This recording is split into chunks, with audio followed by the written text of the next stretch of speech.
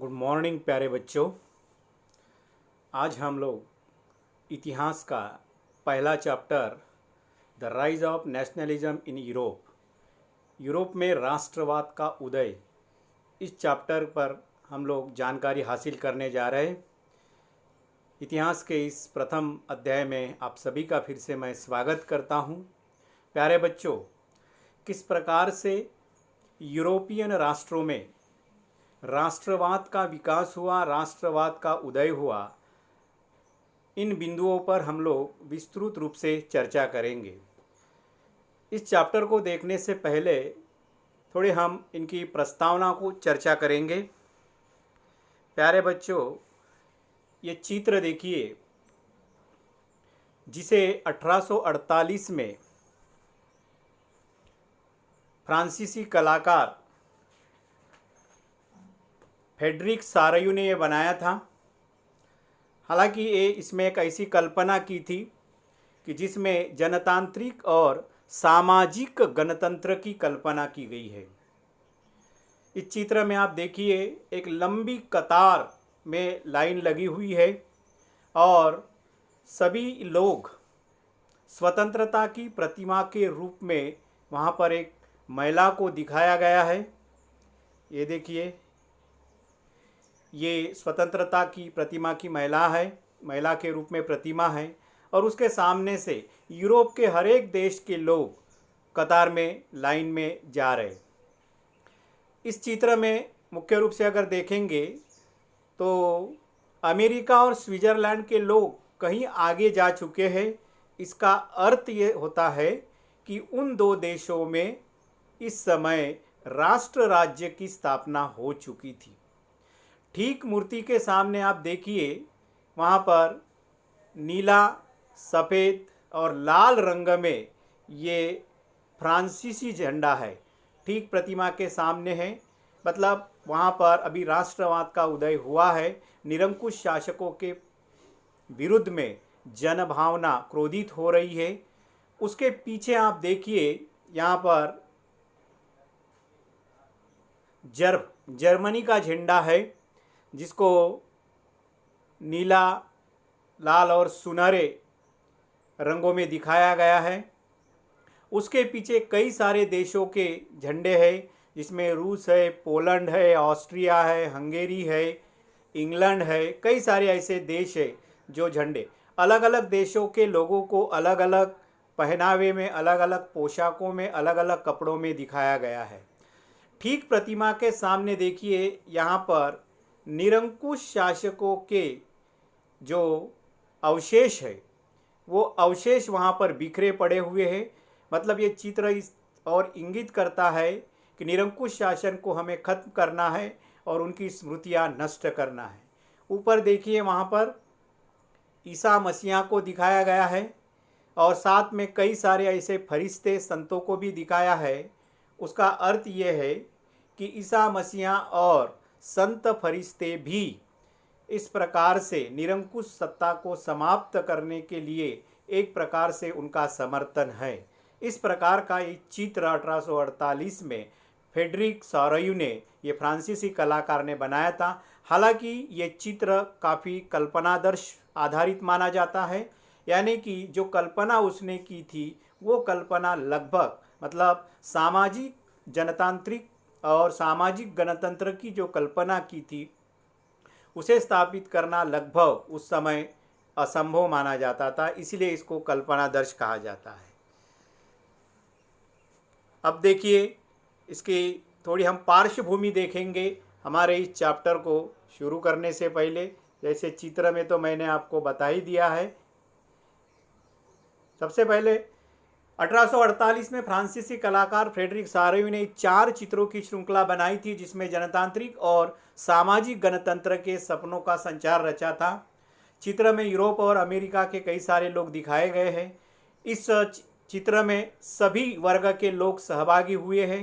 हाथ में ज्ञानोदय की मशाल है और नीचे नागरिकों के घोषणा पत्र है। उस प्रतिमा के सामने निरंकुश शासकों के ध्वस्त अवशेष पड़े हैं, जिसका उल्लेख अभी मैंने किया था। दुनिया के लोग अलग अलग समूहों में बटे हैं, जिसकी पहचान कपड़ों, पोशाक और झंडे से किया जा सकता है। कुछ लोग प्रतिमा के आगे निकल चुके, जैसे यूएसए और स्विट्जरलैंड। फ्रांस तिरंगे से पहचाना जा सकता है, उसके पीछे जर्मन लोग काला, लाल और सुनहरा रंग का झंडा है। ऊपर स्वर्ग से ईसा मसीहा, संत फरिश्ते इस दृश्य पर नजरें जमाए हुए हैं। और ये चित्र जो इस वर्ष एनुअल एग्जाम में प्रश्न पूछा गया था कि फ्रेडरिक सारायू का ये चित्र का क्या प्रतीक है, तो इस चित्र का जो मुख्य रूप से दुनिया के बीच भाईचारे का प्रतीक के रूप में इस चित्र को चित्रित किया गया है। इस अध्याय में 19वीं सदी में राष्ट्रवाद ने किस प्रकार राजनीतिक व मानसिक जगत में भारी परिवर्तन लाया, इसके बारे में भी हम लोग जानकारी देखेंगे। और अंततः यूरोप में बहुराष्ट्रीय वंशीय साम्राज्य के स्थान पर राष्ट्र राज्य की स्थापना कैसे होती है, वह कैसा उनका एकीकरण या यूनिफिकेशन होता है, इन बिंदुओं पर हम लोग आगे आगे विस्तृत रूप में देखेंगे। कुछ आपके पाठ्य किताब में शब्द आए हैं, जैसे निरंकुशवाद। निरंकुशवाद का अर्थ यानी कि जैसे इस समय के जो राजाओं के शासन थे उन्हें निरंकुश शासक या निरंकुश शासन माना जाता था। तो निरंकुशवाद का अर्थ है ऐसी सरकार या शासन व्यवस्था जिसकी सत्ता पर कोई अंकुश नहीं होता है, यानी कि स्वयं निर्णय लेने का पूरा अधिकार राजा को होता है, उस पर किसी का भी नियंत्रण नहीं होता है, किसी का अंकुश न होना यानी निरंकुशवाद। इस निरंकुशवाद शासन व्यवस्था की कुछ विशेषताएं दी गई है। यह व्यवस्था अत्यंत केंद्रीकृत होती है। केंद्रीकृत मतलब सभी सत्ता एक ही व्यक्ति के हाथ में सम्मिलित होती है, सैन्य बल पर आधारित होती है। राजा अपना जो सत्ता है, अपने नियम है, अपने निर्णय की जो अमलबजावनी करता है वो सैन्य बल के ताकत पर करता है। सैन्य बल की ताकत ये केंद्रीकृत व्यवस्था का एक बहुत ही महत्वपूर्ण विशेषता मानी जाती है। सामान्यतः ये निरंकुश जो शासक होते हैं ये दमनकारी होते हैं। दमनकारी मतलब जनता पर अन्याय करते हैं, जो लोग उनकी आलोचना करते हैं, जो लोग उनका विरोध करते हैं, ऐसे लोगों को वो पकड़ के जेल में बंद करते हैं, मार देते हैं। इसीलिए ये सरकारें दमनकारी होती है और ये कल्याणकारी नहीं होती है, मतलब सामान्य जनता का हित उनके लिए कोई मायने नहीं होता है। राजतंत्र शासन प्रणाली, इस निरंकुश राजतंत्र शासन प्रणाली का अगर उत्तम उदाहरण हम लोग देखेंगे जो 9वीं कक्षा में आप लोग पढ़े हैं, नाजीवाद, हिटलर ने जो अपनाया था। फ्रेडरिक सारायू का ये जो चित्र है एक कल्पनादर्श पर आधारित था। कल्पनादर्श का अर्थ होता है एक ऐसे समाज की कल्पना जो इतना आदर्श है कि उसका साकार होना लगभग असंभव होता है।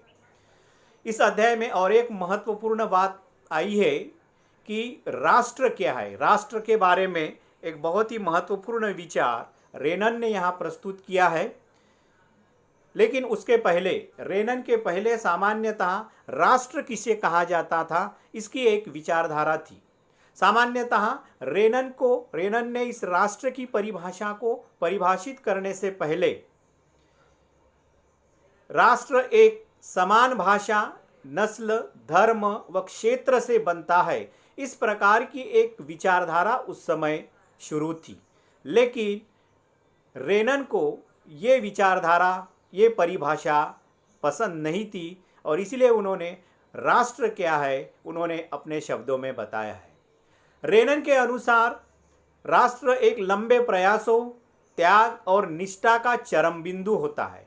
मतलब उस राष्ट्र के लोगों ने अतीत में जो लंबे प्रयास किए हैं उसमें सभी उनकी कलाएं, उनकी भाषाएं, उनके गीत, उनके किस्से कहानियाँ और उनके प्रमुख नेता, ऐसे लोग उसमें आते हैं। और उन लोगों ने इस राष्ट्र को बनाए रखने के लिए जो त्याग किया और उस राष्ट्र के प्रति उनकी निष्ठा है, उनका एक चरम बिंदु यानी राष्ट्र होता है।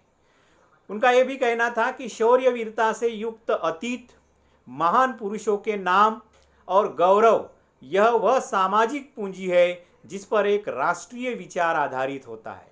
मतलब उस राष्ट्र का विचार उस देश के अतीत में जिन लोगों ने वीरतापूर्ण व्यवहार किया है, शौर्य किया है, महान पुरुषों ने जो महत्वपूर्ण महान काम किए हैं और उनके अतीत की गौरवशाली जो संस्कृति है, यही उस देश की सामाजिक पूंजी मानी जाती है, जिसे उस राष्ट्र को एकता के सूत्र में बांधता है।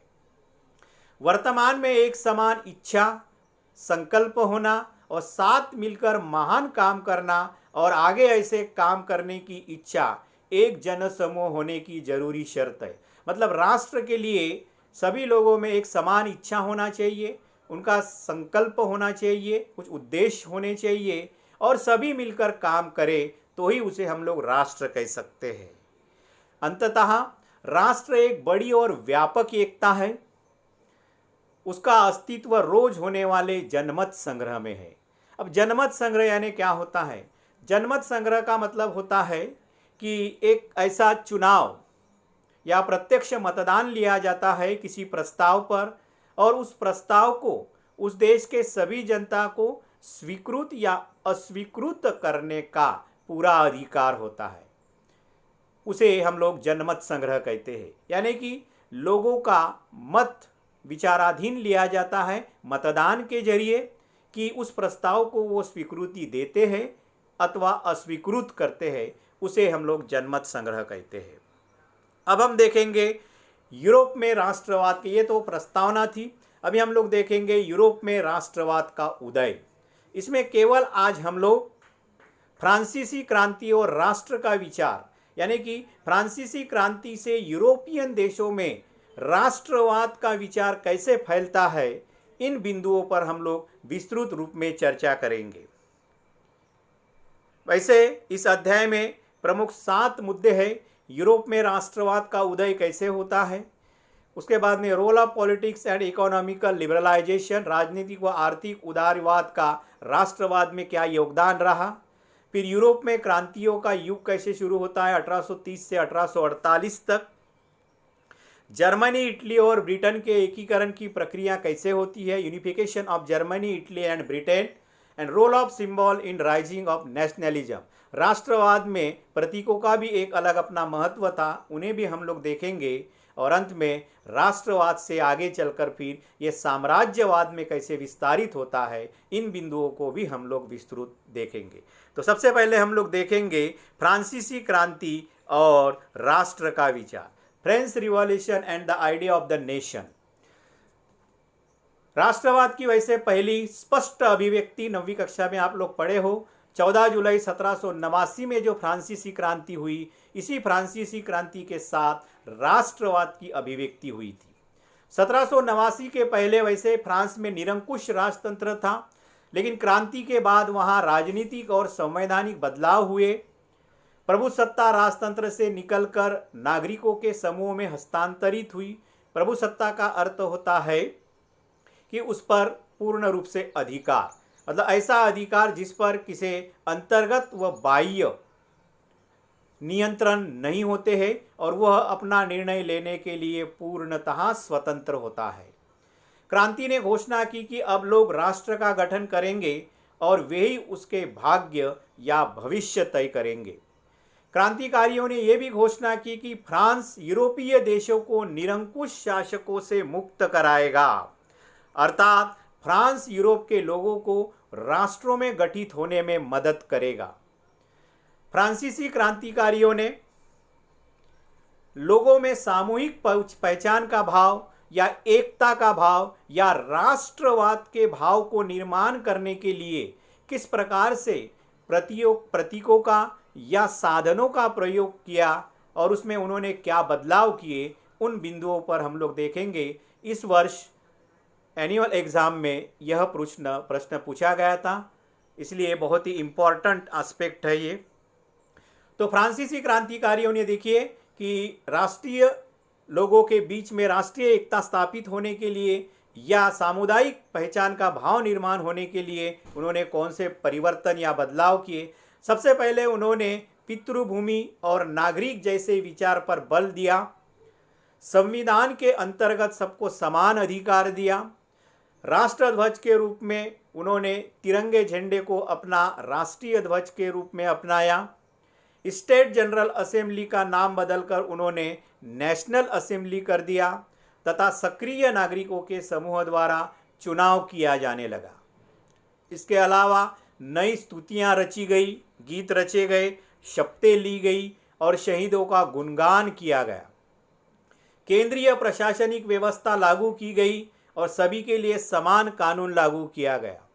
आयात निर्यात शुल्क समाप्त किया गया तथा भार तथा नापने की एक समान व्यवस्था को उन्होंने लागू किया।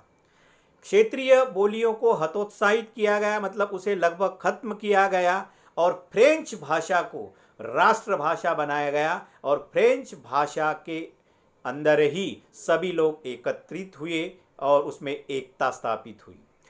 जब फ्रांस की घटना की खबर यूरोपीय देशों में फैली तो छात्र तथा शिक्षित मध्य वर्गों ने भी जैकोबिन क्लबों की स्थापना शुरू की। इस गतिविधियों और अभियानों में फ्रेंच सेनाओं के लिए रास्ता तैयार हुआ, जो 1790 के दशक में हॉलैंड, बेल्जियम, स्विट्जरलैंड और इटली के बड़े इलाकों में घुसी। क्रांतिकारी युद्धों के साथ साथ फ्रांसीसी सेनाएं राष्ट्रवाद के विचार को विदेशों में ले जाने लगी। तो प्यारे बच्चों, जब फ्रांसीसी सेना यूरोपियन देशों में गई तब वहां पर उन्हें जैकोबियन क्लबों की तो मदद हुई, साथ ही जब ये यूरोपियन देशों के अन्य देशों में गए तब उन्होंने अपने साथ फ्रांसीसी राष्ट्रवाद का विचार वहां ले गए और यही राष्ट्रवाद का विचार यूरोप के अन्य देशों में फैला। नेपोलियन के नियंत्रण में जो विशाल क्षेत्र आया वहां उसने अनेक सुधार की शुरुआत की, जिन्हें फ्रांस में पहले ही आरंभ किया जा चुका था। जैसे हमने ऊपर देखे, फ्रांस में राजतंत्र वापस लेकर नेपोलियन ने निसंदेह वहां प्रजातंत्रों को नष्ट किया था, मगर प्रशासनिक क्षेत्र में उसने जो क्रांतिकारी सिद्धांतों का समावेश किया था ताकि पूरी व्यवस्था अधिक तर्कसंगत और कुशल बन सके, इसे नेपोलियन की संहिता भी कहा जाता है। Very important aspect of this chapter, ये नेपोलियन की संहिता क्या है, इसके बारे में हम लोग अब विस्तृत जानकारी देखेंगे। इस नेपोलियन की संहिता या इसे नेपोलियन का क्रांतिकारी सिद्धांत भी कहा जाता है। तो क्या है नेपोलियन की संहिता? नेपोलियन ने फ्रांस में प्रजातंत्र को खत्म करके राजतंत्र को लाया था, ये दुर्भाग्य था, लेकिन उन्होंने जो प्रशासनिक क्षेत्र में क्रांतिकारी सिद्धांतों का समावेश किया ताकि पूरी व्यवस्था अधिक तर्कसंगत व कुशल बन सके, ये बहुत ही मायने रखती है। 1804 की यह संहिता, जिसे आमतौर पर नेपोलियन की संहिता के नाम से जाना जाता है, 1804 में ही नेपोलियन फ्रांस का सम्राट बनता है। उन्होंने सबसे पहले जन पर आधारित विशेषाधिकार को समाप्त कर दिया। उसने कानून के समक्ष बराबरी और संपत्ति के अधिकार को भी सुरक्षित बनाया। डच गणतंत्र, स्विट्जरलैंड, इटली और जर्मनी में नेपोलियन ने प्रशासनिक विभाजन को भी सरल बनाया। सामंती व्यवस्था को खत्म किया और किसानों को भूदासत्व और जागीरदारी शुल्कों से मुक्ति दिलाई।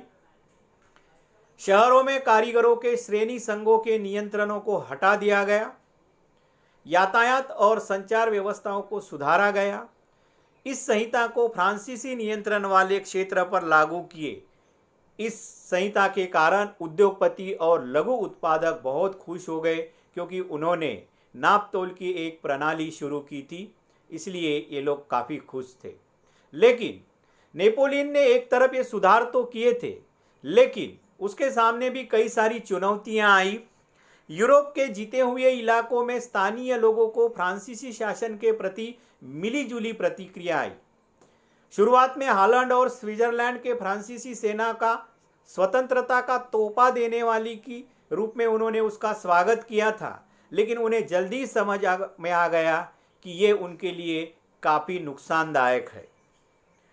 मगर यह शुरुआती उत्साह शीघ्र ही दुश्मनी में बदल गया, जब यह साफ होने लगा कि नई प्रशासनिक व्यवस्थाएं राजनीतिक स्वतंत्रता के अनुरूप नहीं है। मतलब राजनीतिक स्वतंत्रताएं जो उन्हें मिलनी चाहिए थी वो नेपोलियन ने उनको नहीं दी, क्योंकि उनके ऊपर कई सारे पाबंदियां, नियंत्रण और बंधन स्थापित किए गए थे।